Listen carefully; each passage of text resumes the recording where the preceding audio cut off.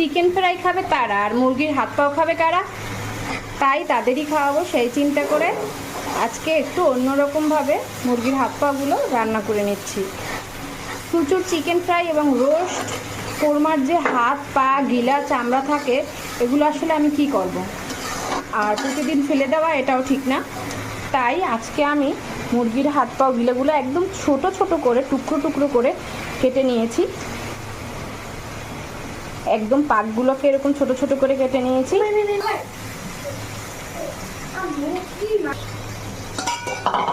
পানি না দিয়ে কষিয়ে কষিয়ে খুব সুন্দরভাবে রান্না করবো। আর আলু দেওয়ার তো একদমই ইচ্ছা ছিল না, বুয়াকে বলেছিলাম যে আলু ভাজি করব, আলু কাটো, আর উনি ভাবছে যে মনে হয় এটার সাথে আলু দেবো, তাই একটা আলু কাটছে, এর ভিতরেই আমি চলে আসছি।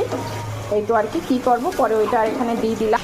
এই কয়দিন যাবত আমি একদমই ভাত খেতে পারি না, আমার ভাত খেতে কেন জানি ভালোই লাগে না, যা কিছু হোক। তারপরে মনে হচ্ছিল যে একটু আলু ভাজি আর ডাল দিয়ে মনে হয় ভাত খেতে পারবো, তাই হচ্ছে একটু আলু ভাজি করে নিয়েছে, একটু ডাল রান্না করে নিয়েছে। আর এই কড়াইটা রান্না করলে শুধু কড়াইটা এরকম করে কী করতে পারি বলেন তো, খুব বাজে লাগে।